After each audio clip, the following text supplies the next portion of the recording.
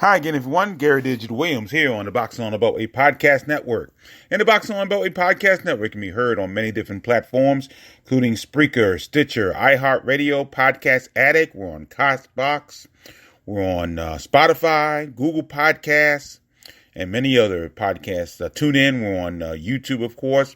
Twitter page is Digital25. You can listen to it there as well. And we're all over the place as far as podcast networks are concerned. So we've been off a week, and we had some catching up to do, but we also, it's a good thing we did wait because there's some news that has come down the pike over the last few days that had we gone last week as we normally do, we would have missed this right away. So we do have some breaking news we're going to talk about in a few, but also we're going to talk about what happened weekends ago now in Miami and in Philadelphia. We had an interesting weekend of June 5th, I should say. And it was very interesting. So we're going to talk about that as well. We're also going to talk about how two of our Beltway boxers will be heading to the Olympics. And that's kind of weird how that happened. But we're going to talk about that. Talk about a couple about that has been postponed because of the main event on the card being postponed. And we're seeing that one of the regions of boxing here in the Beltway will be starting up hopefully very, very soon. And we'll talk about that as well. That's part of the breaking news that we have. Boxing on the Beltway Podcast Network is brought to you by Real Time Pain Relief. From boxers, ballerinas, for shoulder pain and muscle strain, everything between. Boxing Along the Beltway recommends Real Time Pain Relief, the natural, plant-based, safe, fast, effective ointment. Go to freepainoffer.com, buy $10 worth of real-time pain relief. You get a free $10 tube of real-time pain relief, now endorsed by two-time world heavyweight champion Big George Foreman. So try his knockout plan for real-time pain relief. Rub it on. The pain is gone in real time. We have actually, unfortunately, lost the sponsorship of DeborahSpears.com. Deborah Spears has decided not to continue her business that she was working on for many months, and she's not been doing. I got the word from her husband, my good friend, DC Boxing Hall of Famer, the fight Dr. Jerome Spears, who said she's really not doing it anymore. So we want to thank Deborah Spears for her sponsorship. And if you'd like to sponsor Boxing on the Beltway, either on the podcast or on the blog itself, give me an email. Shoot me an email at beltwayboxing@hotmail.com or Twitter me on digital20 at digital.com, digital25.com. That is my Twitter address. So once again, go to beltwayboxing@hotmail.com or digital25 on Twitter. I have some very, very easy rates, not very expensive. We're just looking for people to sponsor the Boxing on Beltway Podcast Network and the blog as well. So once again, we thank Deborah Spears for sponsoring Beltway Boxing and the Boxing on Beltway Podcast Network and the blog as well. Now let's move on.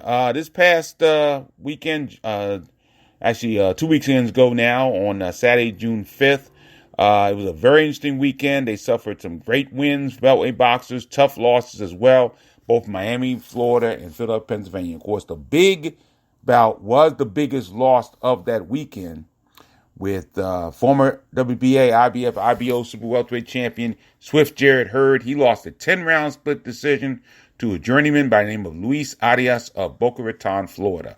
Now, the bout was part of that Floyd Mayweather, Logan Paul debacle pay-per-view, and it was outdoors at the Hard Rock Stadium in Miami, Florida. And so the bout was fought during a rainstorm, and it stopped a couple of times. And I don't know if that had anything to do with her performance, but it was tough. And I know my partner Juan Marshall made a very interesting point when he said Hurd was talking about being a boxer now, as far as instead of being someone who just bangs out people and just kind of wears them down toward the end. He wanted to show that he could box more. Well, according to Juan, he didn't do that. And that may have been part of the problem. Arias suffered a cut in the second round, but he outworked Hurd all throughout the bout. And that's just sad. Hurd fought as a middleweight. Now, he did get credit for a knockdown in the ninth round, but if you look at the replay of that, Arias definitely slipped. And, the canvas was wet, and he definitely slipped in that. But he went on to win the bout. Hurd got one score, 95-94. But Arias got the other two scores, 97-93 and 96-93. And now Hurd is 1-2 in his last three bouts. He's 24-2, 16 KOs. Now I don't know if you can say that the recent loss of his father, Fred Hurd Sr., whether or not that had something to do with that. It happens. I mean, it happened a couple of years ago with Stephon Morris when he lost his father. He came out his first bout. He just did not fight well at all, and I think he remember quickly, he got knocked out of that bout. So, these things happen, and it's unfortunate, but this is the business, and Hurd right now is in tough shape. And he is fallen from being being the champion, first of all, to being one of the top contenders in the junior middleweight division. Even though he fought at the middleweight in this bout, he wants to go back to junior middle. And whether or not he can do that now, who knows? I don't know. And where he goes from here, I do not know. And that's gonna be tough. I mean, I would guess he's still a top 10, top 15 boxer. But you lose to someone like Arias, who's now 19-2-1, 9 KOs. That's a tough road. And so Hurd's going to have to fight his way back in this situation, see what happens. So Jared Hurd loses by split decision against Luis Arias in the Hard Rock Stadium in Miami, Florida. Now, also in that card, DC welterweight Jaleel Major Hackett. He made a successful pro debut. It only took him 1 minute and 1 second to knock out the equally debuting Angelo Diaz of Monahans, Texas, in that game. And I saw highlights of that bout, and he really looked good. Hackett looked really, really strong and just took care of business. I mean, Diaz was definitely not in the same league as Hackett was as far as the debut in boxing is concerned. So congratulations to Jaleel Hackett. Made his debut under the Mayweather Promotions banner and scored that first round knockout. Once again, the time was 101 of the first round. Now, meanwhile, at the 2300 Arena in Philadelphia, Pennsylvania, Beltway boxers were 2 for 4 during a day-night doubleheader at the 2300 Arena. In the main event of the nightcap, Hagerstown, Maryland super middleweight Yank, now known as G Money. He is no longer the sexy Albanian. He is Yank G Money Plana of Hagerstown, Maryland. He headlined the nightcap card. He scored an 8-round knockout over Brandon B. Rob Robinson of Upper Darby, Pennsylvania. Now, Plana controlled the first part of the bout with his strong jab, and Robinson would mount some offense later on in the bout in the middle rounds. But as the 8th round approached, Plana wore Robinson down. He cracked him with a right hand that sent him to the canvas, and the bout was stopped at 33 seconds of that 8th round. So Plana breaks a 2-bout losing streak, and he is now 9-3-1 with 5 KOs. Robinson falls to 15-3 with 10 KOs. Now, the matinee session. Interesting situation there. Frederick, Maryland super middleweight Dr. Devar Jengawar Farhadi. He won an 8-round unanimous decision over Blake K.O. King Mansfield of Burlington, North Carolina. And Farhadi won the bout by scores of 87-72 and 79-73 twice. So a good win for Farhadi, who's now undefeated at 9-0, 7 KOs. Congratulations to Devar Farhadi. Bowie, Maryland super lightweight Greg Sharpshooter Outlaw. He suffered a tough loss. He lost a 6-round unanimous decision to Andrew Rogers of Elkhart, Indiana. Now, according to reports, the bout was a hotly contested one. Difference was when Rogers dropped Outlaw in the 5th round.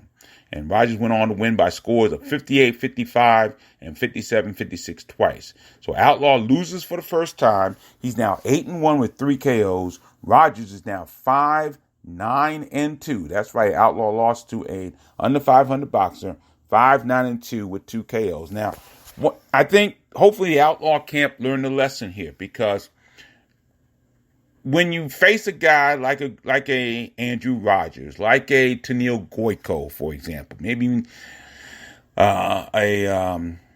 Stefan McIntyre, you look at their record and you say, oh, well, that's an easy win. But then you have to look, the camp has to do their homework, and they have to look at the quality of opposition. And that's why they make sometimes these guys who are the gatekeepers. And we've talked about this before on the podcast many times. The gatekeepers are the ones who you have to prove yourself against. And every now and then you find a gatekeeper again, like a Tennille Goyko, that's the best right now. That's the best example I can make, other than Andrew Rogers, apparently.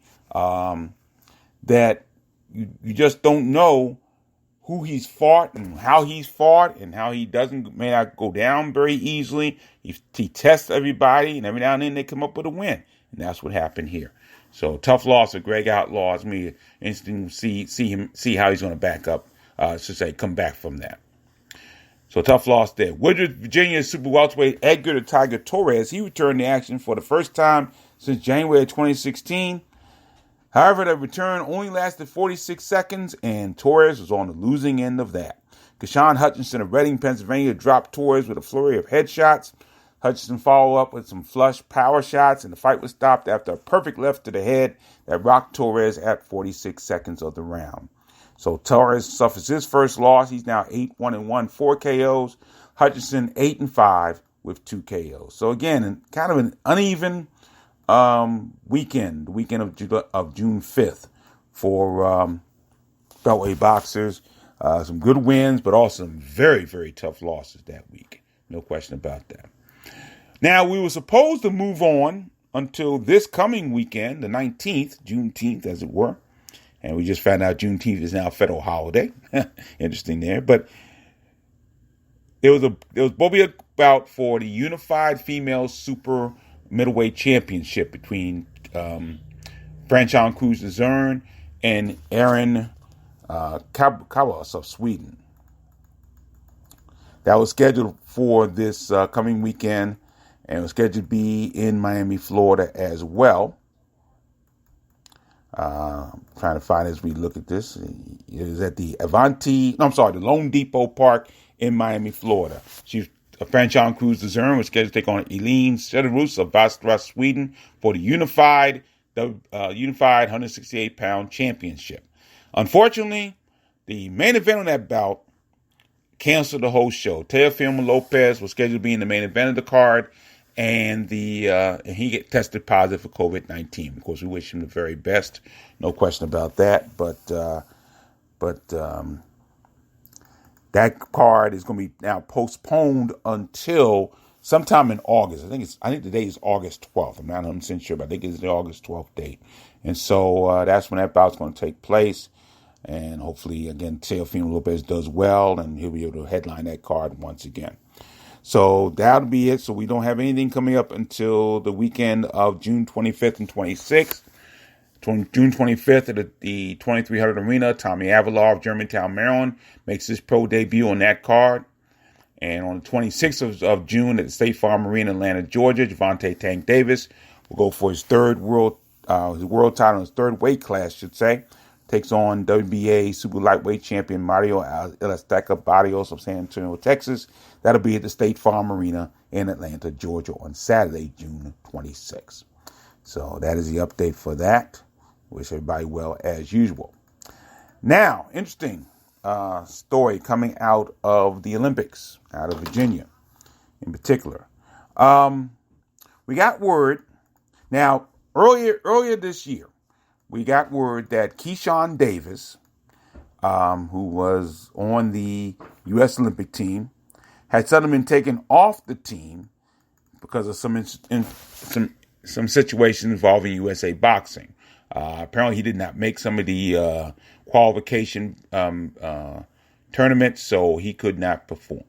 Well, it looks like the Beltway boxing scene will be represented in the upcoming Summer Olympics in Tokyo after all. Keyshawn Davis now went on to turn pro. He's 3-0, 2 KOs as a pro, but he has qualified for the 2021 games in Tokyo, Japan. And not only has Keyshawn Davis qualified for the games, so has his stablemate and fellow Alexander, Virginia-based boxer Troy Isley. They both will be in Tokyo for the 2021 games. Now, the reason how they qualified, their amateur achievements made them eligible for Team USA. They did not have any qualifying competitions this year, obviously because of the pandemic, but their qualifications were based on what they had accomplished as amateurs, and that's why they're able to do that. Now, Davis was originally from Norfolk, Virginia. He won silver medals at both the 2019 Pan American Games and the 2019 World Championships. And once again, Davis had originally qualified. He was going to be on the team, but again, was taken off team for unknown reasons. Davis is 3-0, 2 KOs as a pro. As we said, he'll be competing as a lightweight and try to be the first U.S. Olympic medalist in that weight class since 1988. Also, Troy Isley will be a middleweight, and he got on the Olympic team because he won a bronze medal at the 2017 World Championships, won another bronze medal at the 2019 Pan Am Games. Isley's 2-0, 1 KO as a pro. He just fought on June 12th in Las Vegas, Nevada, and he scored a 4th round TKO. Isley will compete as a middleweight. He'll look for the first U.S. Olympic medal in that division since 2004. So, again, our best wishes to both Keyshawn Davis and Troy Isley, even though I do not like the fact that pros can now compete in the Olympics. I think it really takes spots from amateurs who deserve it, and they don't get that spot because pros are in. But I think this is kind of a special case only because of the pandemic. Because of the pandemic and everything was kind of up in the air. So, in this case, I guess I'll make an exception. And of course, I am happy that they are Beltway boxers involved. And again, this is the second straight Olympiad that we've had Beltway boxers. Of course, Antoine Russell was in the 2016 games in Rio de Janeiro, Brazil. So that was the first year, by the way, that pros could compete as Olympians in the Olympic Games. So hopefully they'll do well. We do want to wish them well. So Keyshawn Davis, Troy Isley, both on the United States Olympic boxing team. Now, we have not had live boxing here in the Beltway since February of last year. And it's been a while, and no commission had really announced their plans as to what was going to happen with boxing in the Beltway area. That is until now. We got breaking news that the Maryland State Athletic Commission seems to be preparing to sanction professional combat sports events again this year. Now, they just put out a release that said that as of July the 1st, that's July 1st, spectators can attend commission-sanctioned events. That means boxing, professional wrestling, mixed martial arts, and kickboxing. And listen to this now, at 100% capacity. So we haven't even gotten through the part where we had to limit the capacity of boxing in different venues in the state of Maryland, any other venue in the Beltway area. They can go at 100% capacity at an indoor or outdoor venue. No masks are necessary. No masks are necessary. Now, this also means that licensed contestants, this is what also the release says, licensed contestants, licensed wrestlers, referees, judges, managers, matchmakers, promoters, and seconds, as well as promoter representatives and commission representatives. I assume it probably means reporters as well, media as well. I'm not sure about that, but it may mean media as well. But anyone who is licensed and has been fully vaccinated will not be required to undergo COVID-19 testing prior to an event. Now, proof of vaccination must be shown to the commission. So if you have one of those vaccine cards, I recently just got my first vaccine, along with my wife and my youngest daughter. We got our first vaccine recently, so at the end of this month, we will have our second one. So proof of vaccination must be shown to the commission. Now, if proof is not shown, then a COVID-19 test must be performed on the day before or the day of an event. Once again, if proof is not shown that you've been vaccinated, then the COVID-19 test must be performed on the day before or the day of an event. Now, individuals who do not show proof of vaccination must wear a mask at the hotel where they're staying at the venue. And there's also some difference as far as different locations within the venue. If you're not vaccinated, you have to stay in a single dressing room, a separate dressing room, or one that has piping draping approved by the commission. If you are fully vaccinated, you can share dressing rooms, the contestants, wrestlers, referees, and all that, boxers and all that. So Maryland has taken the step, and they look like they're in good shape. Now, as far as D.C. and Virginia are concerned, I have not heard from either one of them. I do need to put out a call to Adam Wears, the chair of the D.C. Combat Sports Commission. That's what the name is, by the way, the D.C. Combat Sports Commission. And Virginia. Now, Virginia could be in flux for a couple of reasons. Number one is obviously the recent passing, the tough passing of Commission member Tracy Fagan. She passed away earlier this year. No, it was late last year. Late last year she passed away. So there's also some reports. I can't confirm this, but I've heard reports that David Hahn, who's the chair of the commission, may be on administrative leave. So we don't know where he is in this situation. Whether or not he'll be back with the commission again. They may have a whole new commission in the Commonwealth of Virginia. But D.C. has not made any moves yet, so we'll see what happens with D.C. My partner, my brother, Discombobulating Jones, Henry Discombobulating Jones, is saying that it may be something down the pike, but I haven't heard anything yet, so we'll see what happens there. But Maryland is definitely on the move, and looks like they may have something, hopefully by the end of the summer. We'll see what happens there. So Maryland State Athletic Commission, as of July 1st, spectators can attend commission-sanctioned events throughout the year. Now, one other thing about the amateur side, the Golden Gloves. Looks like the Golden Gloves will not happen this year because the Nationals are very, very soon. And because of that, there's just not enough time to really get a good tournament going for the Nationals and get a good tournament for the Washington Golden Gloves. So it looks like there won't be no Golden Gloves again this year. So we'll just keep posted on that as well. Finally, a quick tribute. I have to give a tribute to a man. I'm not going to say a whole lot about him, but I'm just focused on one particular role that he had that I really just enjoyed. We recently lost the talents of Ned Beatty. Ned Beatty was an outstanding character actor. He was in many movies. He was in Deliverance, among others. That's when he first started. He was actually in a TV series a few years ago called Siznik, which actually was set in Washington, D.C. Ned Beatty played I believe he was a former either police officer, who started running a community center in Washington, D.C. And two of the co-stars were Olivia Cole, who probably best known as in Roots. She was in Roots, and Thomas Carter, who was probably best known as an actor as Haywood in The White Shadow, and White Shadow TV series, and has gone on to become an outstanding television and movie director over the years. But that was one of his first roles. Ned Beatty was the lead character in that. But for me, he will always be Arthur Jensen in the outstanding movie, I should say, about television called Network.